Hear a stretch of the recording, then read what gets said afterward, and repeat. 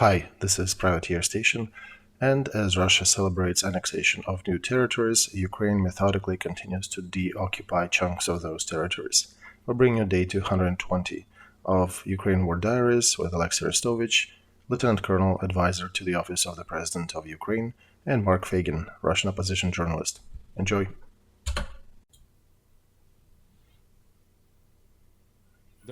Dear friends, glad to see you all. Today is Saturday, 1st of October. It is 2 minutes past 10 in Kiev, and we're doing another stream on Feigin Live, day 220. My god. With Olexiy Arestovich, glad to see you. You're all officially dressed today. Oh, Mark, it's my pajamas. That's how I sleep. We thought so. 160,000 came to see you in pajamas, and 23,000 clicked the like button. I ask those who have not subscribed to us yet to do that in honor of such a remarkable dress. And subscribe to Feigin Live, to Olexiy Arestovich, and to the Privateer Station if you are listening or watching that in English.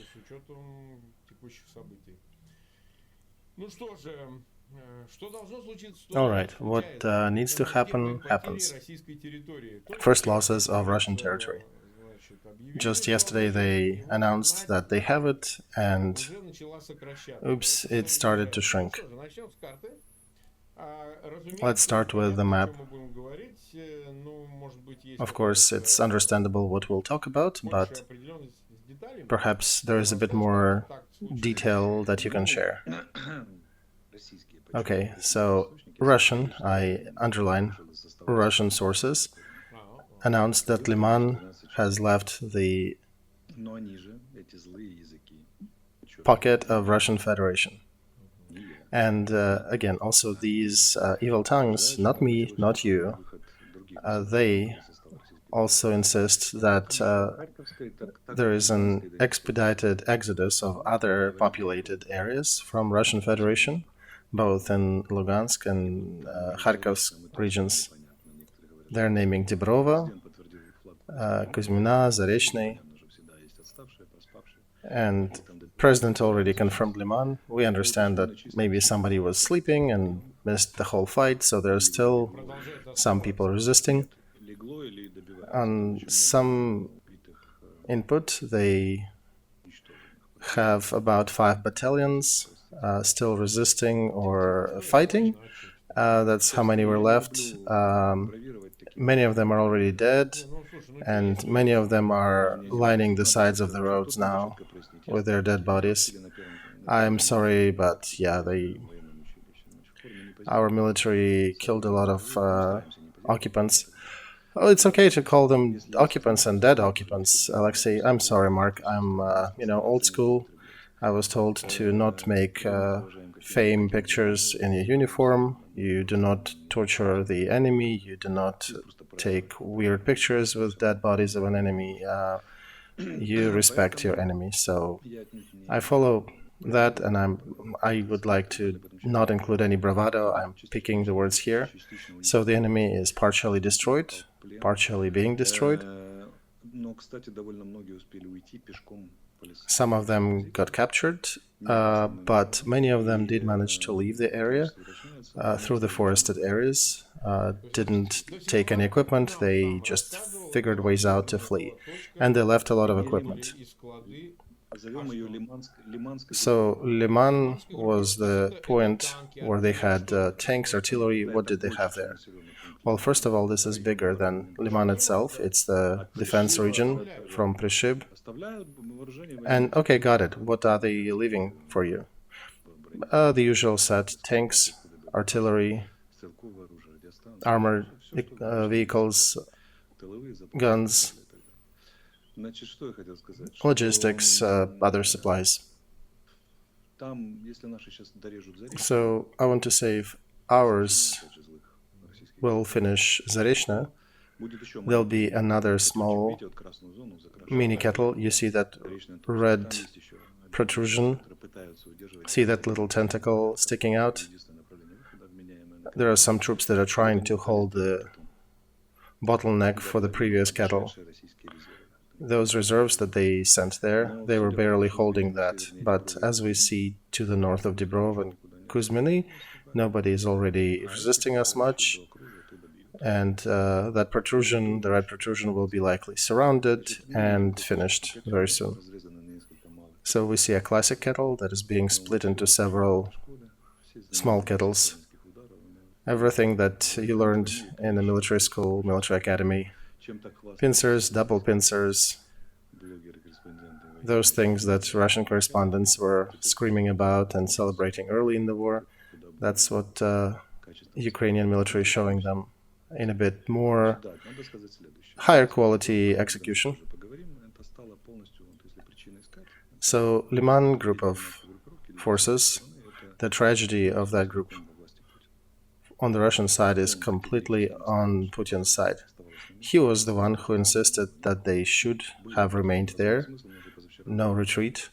There was no strategic meaning to do that. Initially, maybe there was, but 2 days ago, it was already understandable what's going to happen, and they still resisted and didn't withdraw. And they wasted at least 1,500 troops for nothing in that area, just on his orders. And these evil tongues in their forums are also discussing other things. If we go to the north to Kupinsk-Uzlovoy station, you can see another interesting protrusion sticking out, so there could be another issue. Yeah, this one. The protrusion towards Russian Red territory, Russian occupied territory, and some evil tongues are saying that that protrusion is really speeding up and growing in size, and there is no defense to stop them. You know why? Because they took soldiers from that area and they threw them to Liman. Because one mistake drags another mistake after it. This is how the funnel of catastrophes work. You make one wrong decision, then you make a second wrong decision, and there you are. So what's the distance here between Svatov and protrusion? I want to say about 40 miles maybe. So between Svatov and Starobelska is 65, so between Svatov and that it's about 40. Things will unfold real fast there. If we look down south a little,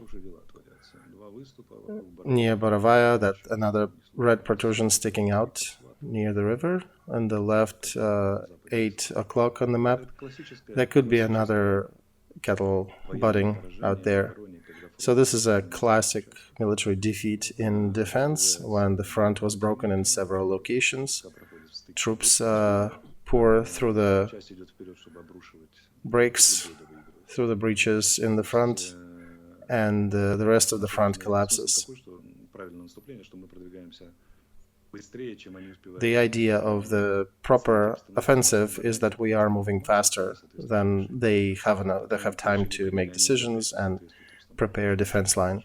And by the time they make that decision, they already are inadequate, and our troops went deeper. And this is the idea of German Blitzkrieg back in the years. The same when Americans did shock and awe with support of air and everything, just to make it fast and overwhelm the enemy. And the same as Wisla Order operation in the Second World War, when Zhukov basically ordered motorized infantry, just get on the bikes and you don't even need to shoot. Make sure you make 100 miles a day deep into the enemy territory every day to cause panic. And that's... The events are unfolding really fast, so we'll meet on Monday. There'll be a lot of news by Monday. That'll be more interesting than even today. We'll see how that develops and unfolds. Well, we are trying, understandably so, Olexiy, thank you. We are trying to understand how that looks on the background of the mobilization happening in Russia.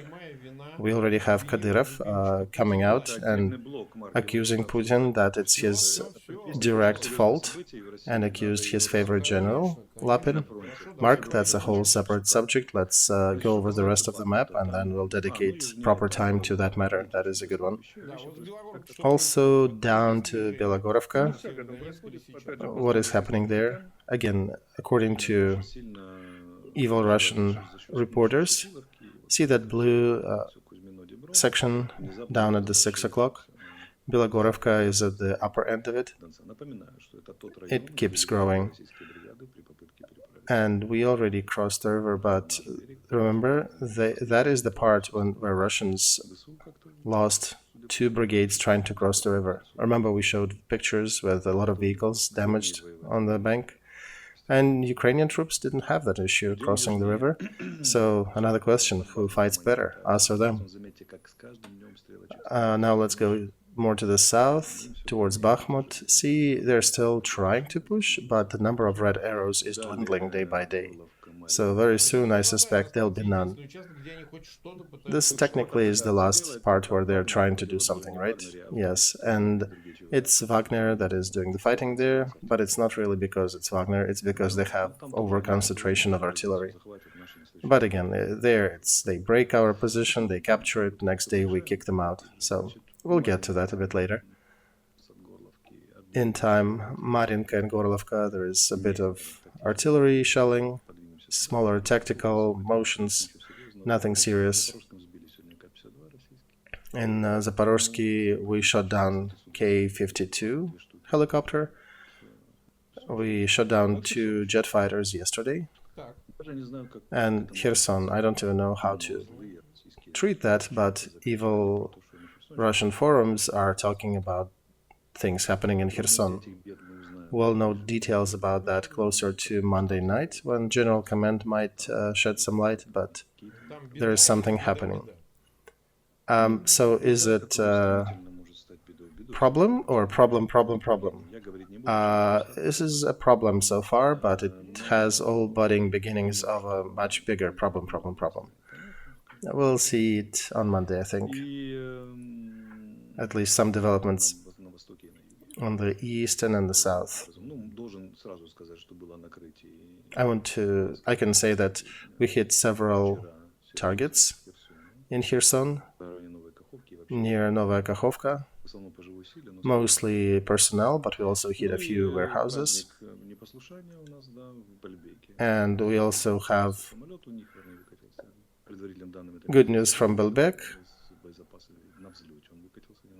And one of their jet fighters rolled out of the runway, ran out of runway on the liftoff and blew up. And they were taking the fires down. There are some videos online. So, speaking of Liman, Kadyrov and Prigozhin, they attacked verbally General Command and Russian Minister of Defense. So, which of them? Oh, they both did, and they actually retweeted each other. And this has a lot of consequences that I would like to discuss. The privilege to appoint the guilty usually belongs to the leader. So why are these two pointing fingers at the guilty when the leader is still silent? That means that the power of leader is somewhat weakening. Two military leaders are affording themselves to point fingers and call blame upon the favorite general of the leader. And one of them is a leadership of Chechnya. Another is the head of a private company, Wagner. So what would normal army and normal government do in that case? They would probably be eating their own balls by the evening after such a statement. Nothing is going to happen in this case. In Russian army, after 2 initial hits,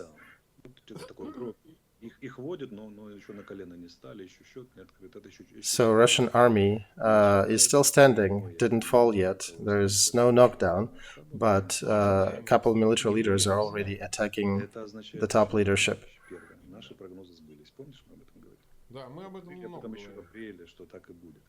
We discussed that back in April, that likely they'll end up fighting against each other. And here the bickering starts. And it looks like military officers and generals will be pointed guilty, and different branches of his power, of his military, are starting to fight and bicker between each other. And this is what you absolutely do not allow, especially during the times of war. So any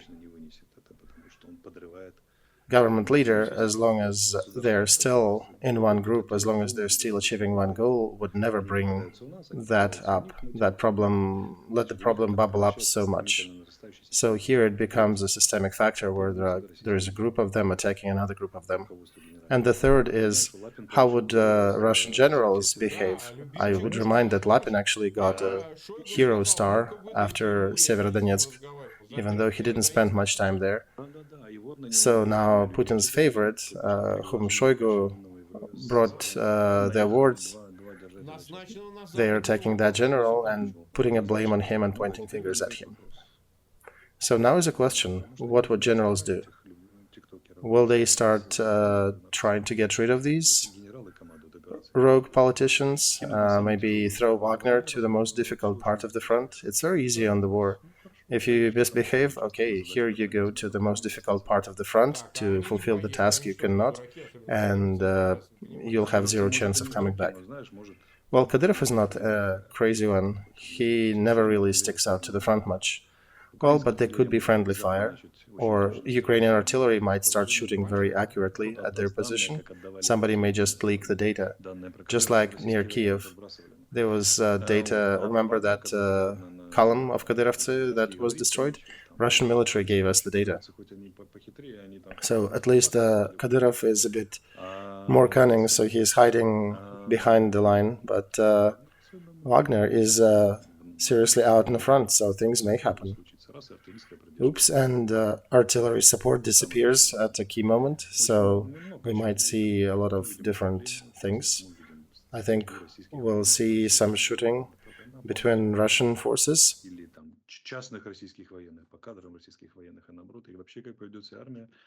Or perhaps shooting of private Russian military into the cadre Russian military.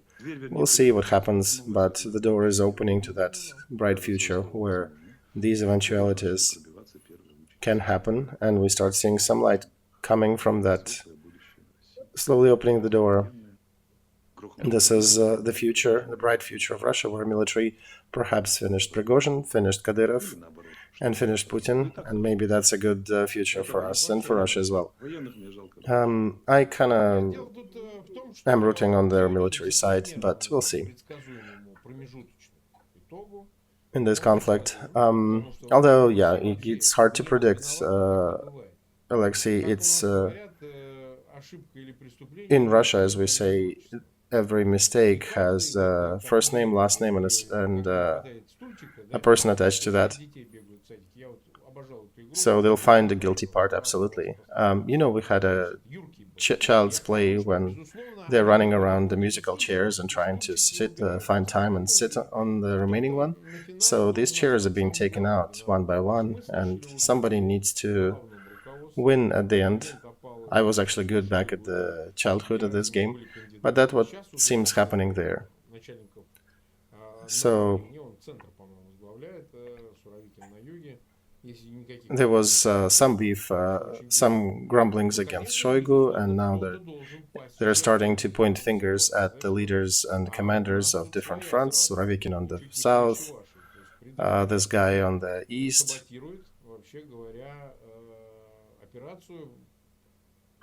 And the accusations are that Lapin is the one who is sabotaging, holding the front.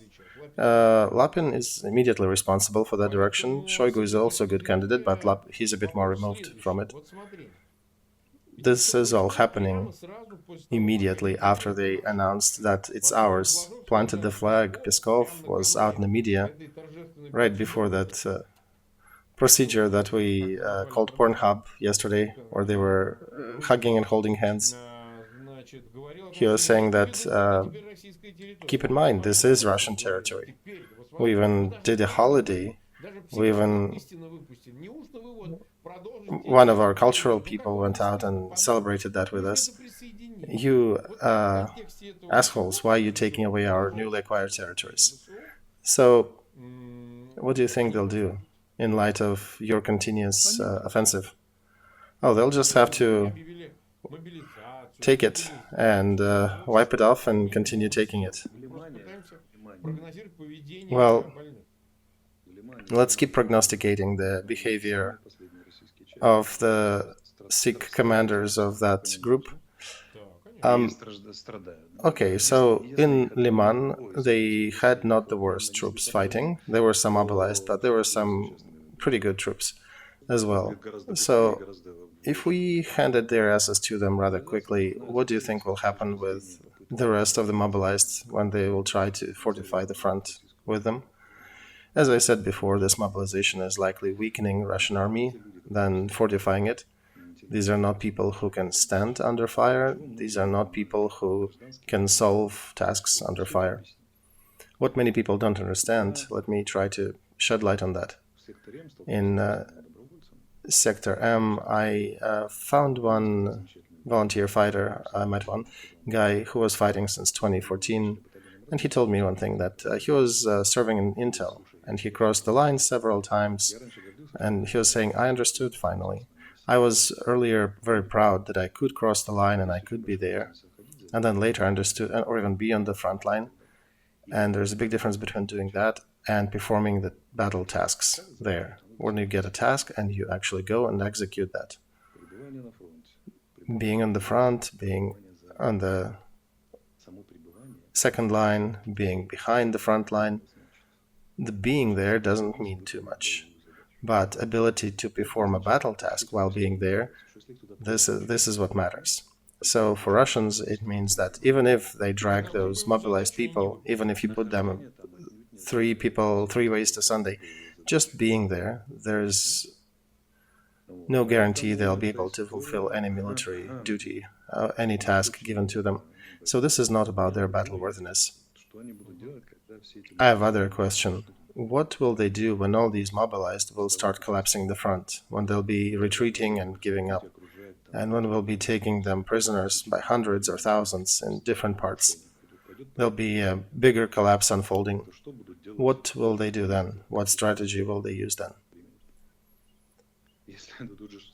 The funniest part, they'll do what? Use tactical nuke? They are discussing that. Kadyrov actually mentioned that too. You didn't realize all the humor of that situation. Kadyrov, of course, with his Prigozhin buddy, negatively cheered Russian Central Command. But imagine the moral condition of Russian mobilized troops, which are seeing a nuclear mushroom in front of them. I think they'll be impressed. Where do you think they'll be in 2 hours? Oh, the heck they'll run. Yeah, they'll probably be somewhere deep in Russia near Orenburg. So the use of tactical nuke on the front will likely scare Russian army and Russian mobilized troops. Then it would scare Ukrainian army. So if anything, that likely would collapse their own front. If we get a battalion injured, I can see that maybe happening. They'll probably lose 3 or 4 or 5 who just turn around and flee. They run now when they hear the first shots fired. Imagine what they'll do when they see the mushroom. So that's one of the situations then. Whatever you do, there is no good outcome for them. Okay, 471,000 watching us. Over 110,000 people clicked the like button, despite it being a late hour, and we've been only 23 minutes live. And of course, I ask you to share links to that stream in your social media, everywhere. Especially that is important for the mobilized, or those who are to be mobilized, because perhaps they'll start thinking and walking around and nursing these thoughts that maybe these two people are saying something true. Maybe there is some rational thought to their statements. And perhaps there'll be some good thoughts budding in their heads, stuffed to the brim with all these Putin propaganda. So please make an effort, share that link somewhere, even if you're using some old weird social media like Russian Vkontakte. And of course, subscribe to Feigin Live. We're almost at 1.84 million subscribers. and also subscribe to Olexiy Arestovych and to the privateer station that is closing to 12,000. Okay, so we're good about that. In your personal view, how is mobilization going? I think not much changed in a day, right? But people are curious when we'll see them en masse. Second part of October, right? 2 weeks away, 2-3 weeks. So that'll be a massive appearance that you will not be able to not notice. Yeah, in enough quantity, probably a couple dozen thousand new troops. Do you think they'll refit the detachments which are currently on the front line, or they'll be using them? No, Mark, at first they will be refitting the existing detachments, but their position is so weak that they'll have to throw them into the new areas of the front, and this is their problem. I don't see them being able to hold those front lines. Even if they manage to refit and have some cadre military fighting and doing their tasks properly, they would still have neighbors to the left and to the right that if we concentrate their fires on them, they likely will start fleeing, and then we follow them, and there is another kettle, a small kettle, or maybe a big kettle, depending. This is a catastrophe, what they're doing. They don't really understand what they're doing. Throwing the mobilized into the fire, they are destroying themselves. They're destroying their army. They're worsening their position. They have one option, but I'll speak about that after the war, when that's done. And those few cadre troops who are really hoping to rely on their neighbors to hold the front very quickly will realize that their neighbors are flaky. That instead of those mobilized neighbors, in a couple of days they'll have Ukrainian detachments on their left and right, or probably behind, who will slap their back and say, well, okay, if you want to stay here, you can stay, we'll continue our offensive. So, how would you comment when Russian Minister of Defense for the first time actually confirmed that they withdrew troops from Liman, and facing the risk of surrender, they withdrew the troops, the Union troops from Liman, to take better positions? And it's the funny thing, they're also referring to them as Union troops. What union are they talking about? Because they just said that DNR and LNR became Russian republics, so they're technically your own people. Now that outlines the level of mess. Kadyrov, in his awesome tweet, actually gave up the data, whereas the General Lapin headquarters are located. Starobelsky headquarters. Okay, that's where HIMARS is flying to. I think that was on purpose. Right, probably. But when they start talking about that, that means their psychological situation is such that they don't quite control what they're saying. Or maybe it's on purpose.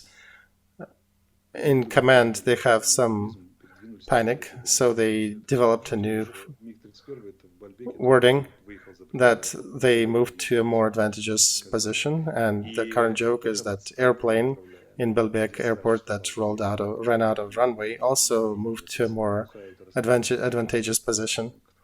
So now they're fighting between each other, and they'll also be likely leading the mobilized people, those generals that are bickering as well. They'll have to somehow organize these people that were mobilized. Oh, I have 100,000 emails with videos, pictures. I can't even post some of them. This is hilariously ridiculous what's happening with the mobilized. So yeah, give it a little bit of time to them for them to deploy, and when all that herd will start leaving Ukraine in the same fashion as they were leaving Liman and Balakleya, and those who will stay alive and run back to Russia, they'll come back to Russia hungry, angry, partially still with arms, and very, very upset, thinking that their military and their leader set them up. Imagine what they'll do. So that's the perspective they'll have to face. And yeah, something like that. So the fact that Minister of Defense with some special phrasing, but they do acknowledge that retreat, you think it's acknowledgement of mess happening. And there'll be more and more of these statements. Union forces, right? It's all Russian Federation. No Union forces. Okay, another interesting piece of news. Minister of Defense of Germany, Christina Lambrecht, arrived to Odessa, where she met Ukrainian counterpart Olexiy Reznik and promised to supply anti-air defense systems. We actually do like her, Mark. We've been criticizing her. Well, we criticized some German politicians, but we have good relations with her. I remember hearing that people were complaining that she's slow in supplying equipment. I think it is not her who is slow walking it. I think it's the other leader of Germany. So she met with Reznik and said that one complex of RST will be put to defend Odessa. There'll be another one coming. For 3 or 4 days, Iranian UAVs were working on Odessa, so Germany is reacting, trying to help us cover that. And also she mentioned, inadvertently said where it will be put. Kind of leaked that, but we'll see if it will really go to Odessa or some other place. It'll be up to our command. Also, we want to say that they almost stopped using cruise missiles. They're shooting S-300s and they're using Iranian mopeds, as we call those UAVs. So we'll see. But very few cruise missiles being used right now, and the last 3 they shot at Dnieper were shot down. Today I think that MiG-31 was shot down also wanted to shoot something at us, but I think he negatively took more advantageous position near the airport. So you guys did it? You hit it? No, I think it's technical stuff. I don't think it's us. Unless there was a technician who used to serve for Ukraine, and then when Crimea flipped, was taken by Putin, perhaps they still remained in service and forgot to tighten the bolt. Could be that. Okay, we'll hear more commentary on the initiative of the Ukraine initiative to file official papers for joining NATO. Russian media had a wave of nervousness because they, unlike us, we're still discussing it here if it is an improvisation or plan or they're testing. They still remember the request to join European Union that was rather welcomed by EU, and understandably it'll take time for Ukraine to join it, but if everything continues, you guys will be there. So they're worrying that it likely will be the same with NATO. And the main motive of what you read there is this Ukraine will drag you, NATO countries, into the Third World War. And assholes as Medvedev are commenting on that actively, of his caliber and the smaller ones. And their angle is that NATO should be forewarned, NATO should be cautious, NATO shouldn't be taking Ukraine because it will lead to some unexpected consequences. So, in your view, after that document was signed by 3 top leaders of Ukraine,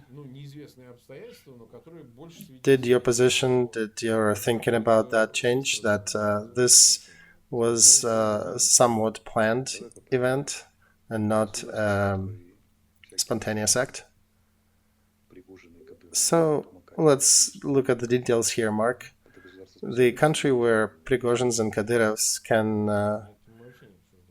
point fingers and hit one of the Putin's favorite generals and attack leadership, is that the country that can wage a Third World War successfully? And also the other part, why do we have to rush to join NATO? We can first win the war. We can plant our flag on Red Square, sit, have a coffee, and then read in the Twitterverse that NATO is accepting us as a member. As some observers said, France and Germany took it with skepticism and somewhat cold. United States and other countries already did respond that they are happy to see Ukraine. And that's normal for Western civilization, where there is debate, discussion, and the whole process takes time. And not a single NATO country could join with these except for the core backbone structure when NATO was just forming. But even then, they had pretty rough and difficult debates about everything. So a long and difficult process is awaiting us. But de facto, we already are integrating with NATO, starting with armaments, with intel exchange, training, all these aspects. Second, we are switching to NATO equipment very rapidly, and war joins people and helps people to understand each other faster, the ones that are fighting on the same side. So procedure will unfold on its own, in its pace. And if NATO declared certain goals on the first Rammstein that align with our appeal to join NATO, it'll take time, but we'll get there. It just doesn't work. It doesn't work like people remember it about Communist Party leadership, when the party announces something one day and everything is done the next day. It doesn't work like that in modern world. Also, other events going to happen: elections in America, big political assembly in China. So, war is a path of deceit. We are continuing to do what we are doing. And now let's imagine the impossible. Imagine that our president indeed improvised and just brought the document in front of NATO as a surprise. What would they do? They would kick us out and say no. They actually came on the video the same day, and Stoltenberg declared that they'll continue supporting us till the end. Both American government and NATO leadership stated that they will support us as long as needed and until all the Ukrainian lands are free. And Stoltenberg did say that the doors are open. What else should we expect from them? We got all the major messages. Now, let's see, did we birth the discussion on the West about Ukraine joining NATO? Yes, we did, right? Right. Other countries that are supporting us: Baltic countries, Canada,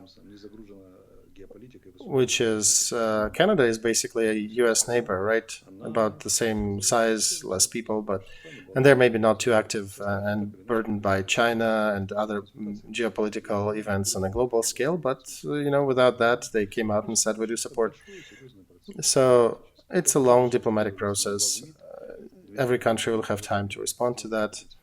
Our Ministry of Foreign Affairs, Dmitry Kuleba, came out and mentioned about the actions we need to take. Ukrainian running joke is that Ukraine announced that it'll be conjoining NATO to itself. And I want to follow on that and want to say that Ukraine will be a very valuable acquisition for NATO. So, we are bringing definite benefit for them. The process has started. NATO needed to grow, needed to go through a certain evolution, which they seem to have almost concluded. I remember in March when they said, no, never.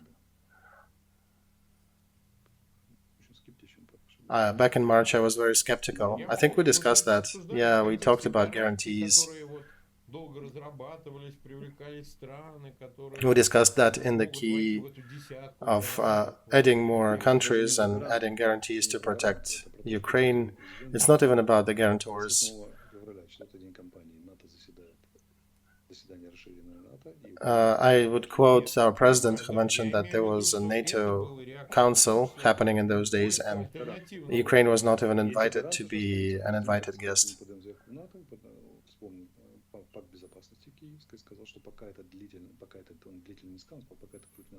And our president did outline that there is another, that Kiev agreement option, the 24-hour agreement that is still being worked on to provide additional help in the meantime before Ukraine joins NATO, and that actual agreement can exist outside of NATO or as a supplemental structure to it. So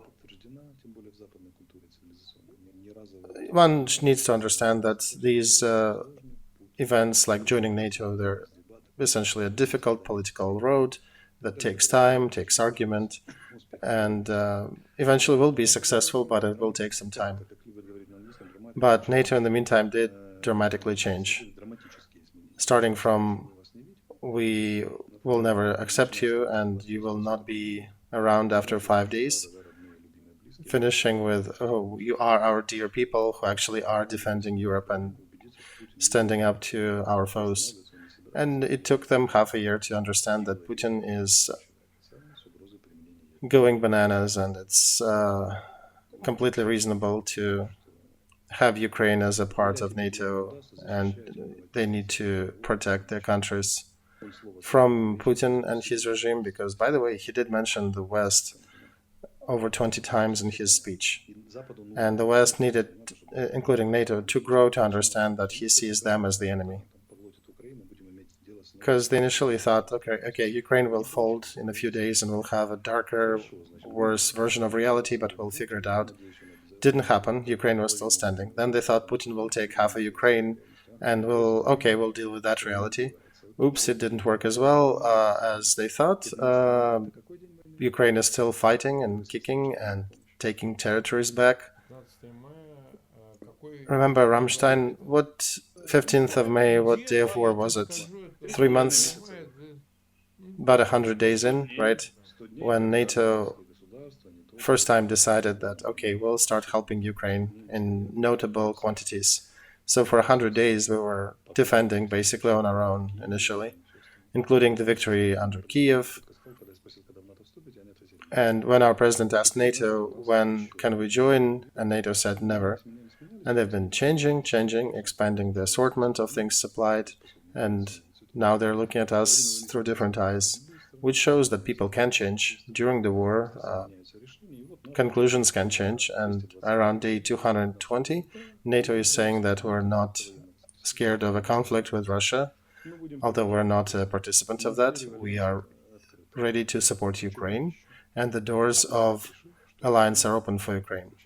And as a classic said, the society decided Onegin is smart and good-looking. Yep, that's from Yevgeny Onegin, if somebody doesn't know. We've been 40-something minutes live, over 500,000 are watching us, over 160,000 click the like button. It's a rather good day. There are some optimistic news. In Kremlin, everything is pathetic and pessimistic, understandably so. We'll continue on Monday. Tomorrow you have a little break. Subscribe to his channel.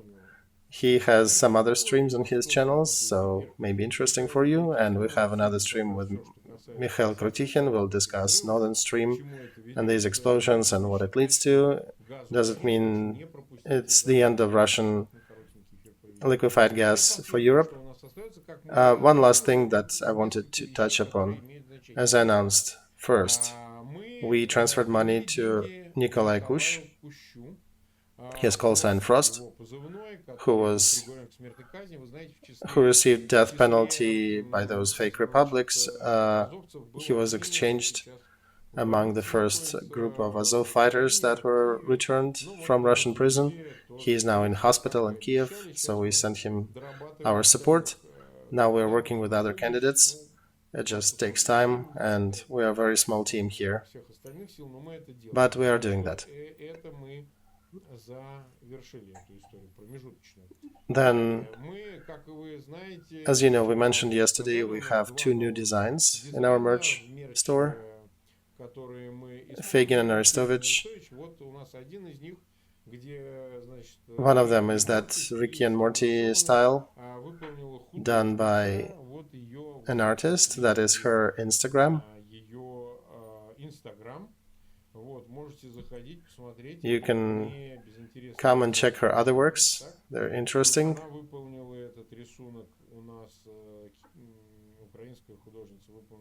She's a Ukrainian artist and did that drawing in a certain very characteristic style. People are buying that. I can see that in our store.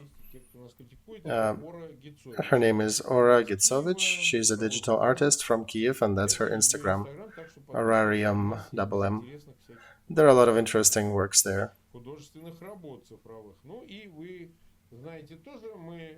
And also Alexander, who drew that popular picture of me and Arestovich on the motifs of the movie Leon. And of course, that's just stylization, just a styling of that movie. But I think I wouldn't connect the story to us, but it is a good-looking work. So Alexander Abenka, he is on your screen. We're showing his Instagram channel. If you need some digital work, you can get in touch with these artists. We wanted to share their names with you. And the last thing, we announced a certificate, a star certificate for the binary star with the coordinates so-and-so, and they named it Feigin and Arestovich. That is an interesting certificate. I understand some company is... Yeah, this is an international organization that keeps the registry of stars discovered. So if somebody wants to help and wants to send money to Azov people directly, do not send anything to us and get a certificate from us in return. We don't take it. We figure out facsimiles to imprint on that, and you can send money directly to Azov fighters. With we'll try to sign it. We are in different places geographically, so it needs to be aggregated, but we'll figure it out how to do that. Yeah, don't worry, we'll figure it. And if you want to help Azov people directly, perhaps on their card or some other way, get in touch with us, write us an email and make a bid, make an offer. How much do you want to pay for that certificate if you want it?